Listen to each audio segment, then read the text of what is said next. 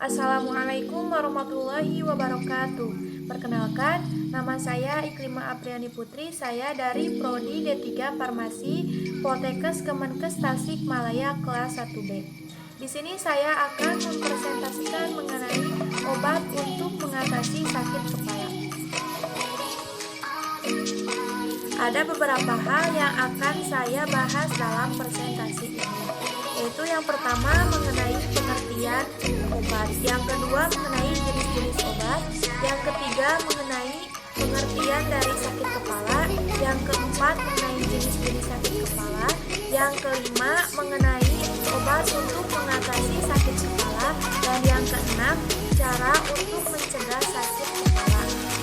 Baik, langsung saja ke penjelasannya tentang pengertian obat. Menurut Undang-Undang, obat adalah suatu bahan atau campuran bahan yang dimaksudkan untuk digunakan dalam menentukan diagnosis, mencegah, mengurangi, menghilangkan, menyembuhkan penyakit atau gejala penyakit, luka atau kelainan badaniah atau rohaniah pada manusia atau hewan, termasuk memperelok tubuh atau bagian tubuh manusia. Sedangkan menurut Kebijakan Obat Nasional atau KONAS Departemen Kesehatan Republik Indonesia tahun 2005, obat merupakan sediaan atau paduan bahan-bahan yang siap untuk digunakan untuk mempengaruhi atau menyelidiki sistem fisiologi atau keadaan patologi dalam rangka penetapan diagnosis, pencegahan, penyembuhan, pemulihan, peningkatan kesehatan, dan kontrasepsi. Selanjutnya saya akan menjelaskan mengenai jenis-jenis dari obat. Jenis-jenis obat itu yang pertama ada kapsul, yang kedua tablet, yang ketiga lotion, yang keempat gel, yang kelima krim, yang keenam pil, yang ketujuh salep. Selanjutnya saya akan menjelaskan pengertian dari tiap jenis-jenis obat tersebut.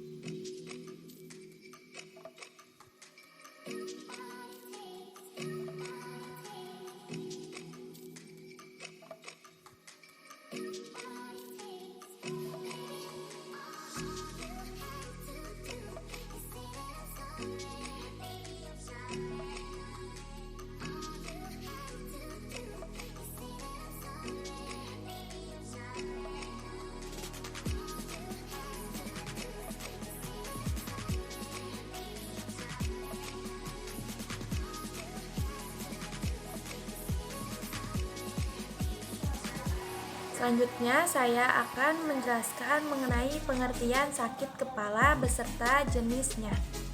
Jadi, apa sih sakit kepala itu? Sakit kepala adalah kondisi nyeri pada kepala atau rasa sakit yang menyebar ke seluruh atau sebagian sisi kepala. Kondisi ini dapat berkembang secara bertahap atau tiba-tiba. Sakit kepala bisa membuat kepala terasa berdenyut atau seperti terlilit kencang oleh tali.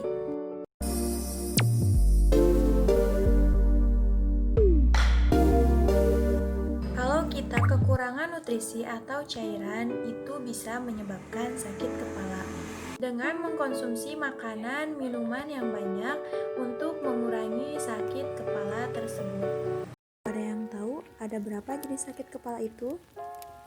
Di dunia kesehatan itu, penyakit ada dua macam, yaitu yang pertama ada penyakit primer dan yang kedua ada penyakit sekunder.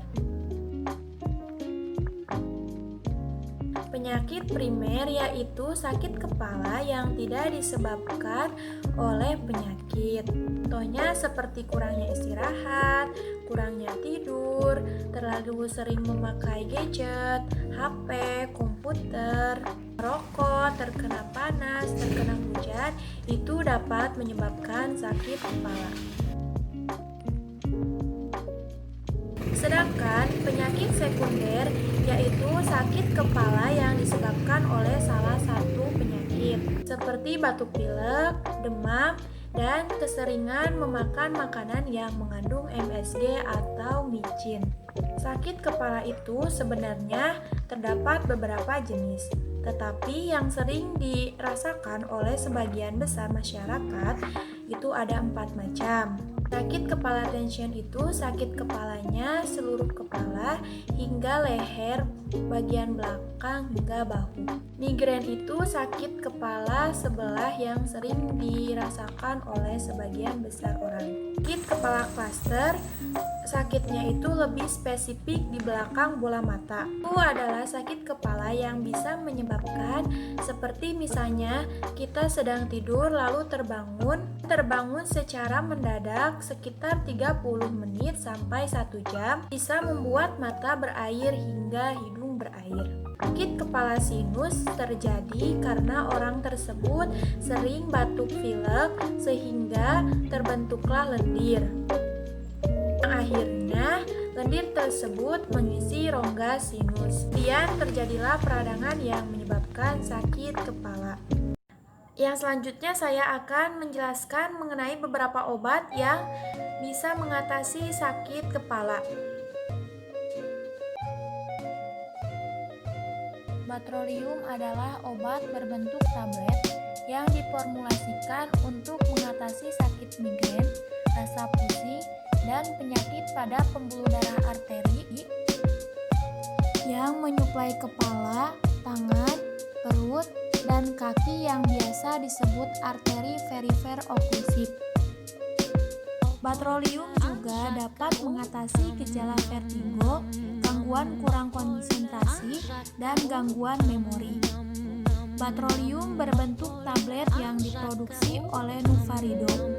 Batrolium dikemas dalam kemasan dus berisi 5 strip yang tiap stripnya berisi 10 tablet. Batrolium memiliki kandungan utama flunarizin HCl 5 mg atau 10 mg. Fungsi dari batrolium yaitu flunarizin HCl merupakan CA blocker yang menghambat masuknya kalsium ke dalam pembuluh dan jantung sehingga jalan darah tidak terhambat dan kerja jantung menjadi lebih ringan. Penggunaan batrolium secara umum untuk orang dewasa kurang dari 65 tahun diberikan dengan dosis awal 10 mg per hari dan diminum pada malam hari. Sedangkan untuk pasien dewasa umur lebih dari 65 tahun, maka dosisnya adalah 5 mg per hari. Maksimal pemberian obat ini adalah 10 mg per hari. Penggunaan obat ini memungkinkan munculnya beberapa efek samping antara lain.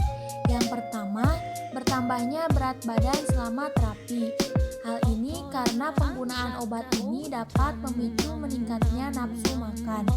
Yang kedua, terjadinya somnolen atau keadaan seperti tertidur lelap, di mana kesadaran menurun dan terlambatnya respon motorik tubuh. Merupakan sebuah keadaan seperti rasa kantuk yang sangat dalam. Hal ini bisa lebih parah jika pasien mengkonsumsi alkohol ketika menggunakan obat ini. Yang ketiga, penggunaan obat ini dapat menyebabkan depresi. Oleh karena itu, untuk penderita yang memiliki gejala depresi atau bahkan pernah memiliki riwayat depresi harus sangat berhati-hati menggunakan obat ini.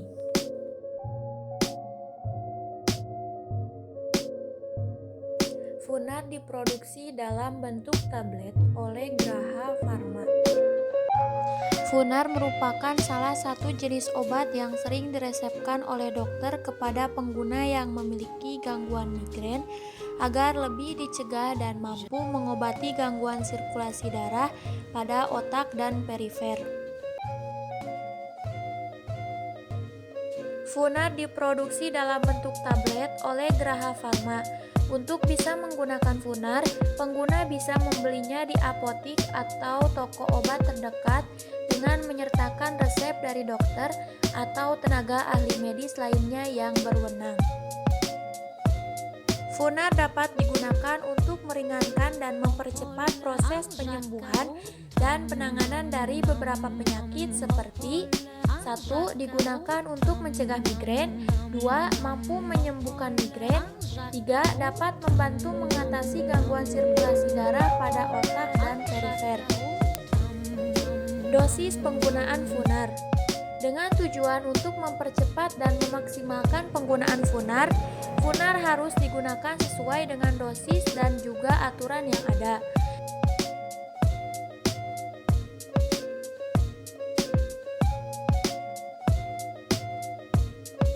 Bodrex Extra adalah obat yang diproduksi oleh Tempo Scan Pacific. Obat ini mengandung paracetamol, kafein, dan ibuprofen. Kandungan paracetamol dalam Bodrex Extra termasuk kelompok analgesik atau pereda rasa sakit. Paracetamol dipakai untuk meredakan rasa sakit ringan hingga sedang dan juga dapat digunakan untuk menurunkan demam. Ibuprofen berfungsi untuk meredakan rasa sakit ringan hingga sedang serta mengurangi inflamasi atau peradangan seperti keseleo, nyeri otot, migrain, nyeri menstruasi, sakit gigi, dan nyeri persendian.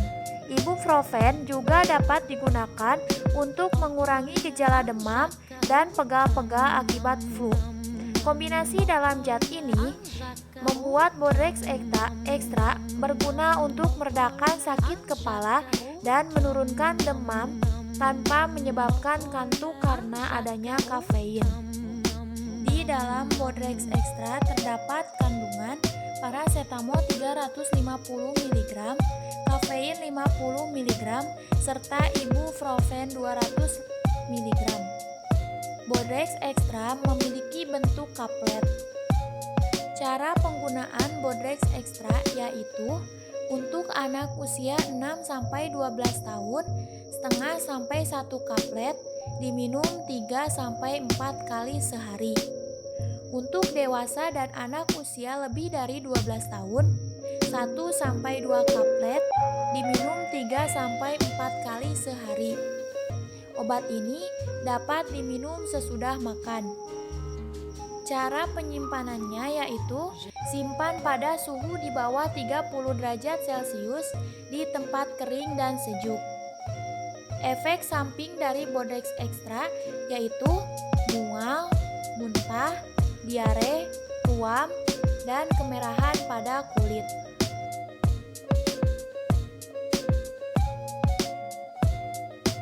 Dan yang terakhir, saya akan menjelaskan bagaimana sih cara untuk mengatasi atau menghindari. Ada beberapa cara untuk mengatasi sakit kepala, dan tentunya setiap sakit kepala itu berbeda cara mengatasinya. Untuk sakit kepala sinus, cara mengatasinya yaitu yang pertama dengan mengkonsumsi jahe, yang kedua dengan kompres air hangat, yang ketiga mandi dengan air hangat, yang keempat minum air hangat, dan yang kelima dengan mengkonsumsi nanas. Untuk sakit kepala klaster, cara mengatasinya yaitu dengan mandi air hangat, pijat otot letter, berlatih teknik relaksasi, istirahat yang cukup, berbaring di ruang gelap, berhenti merokok, dan minimalkan asupan alkohol. Untuk migrain, cara mengatasinya yaitu dari pemicu timbulnya migrain, perhatikan kadar gula darah dalam tubuh, memeriksa asupan kafein, membatasi penggunaan penyedap, dan meningkatkan kadar serotonin.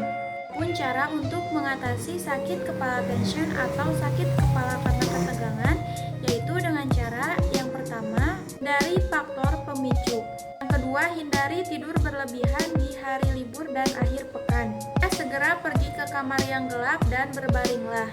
Yang keempat, tempatkan kain dingin dan lembab di dahi, dan yang terakhir rilekskan semua bagian tubuh. Mungkin cukup sekian presentasi dari saya. Mohon maaf bila banyak kesalahan. Semoga banyak manfaatnya.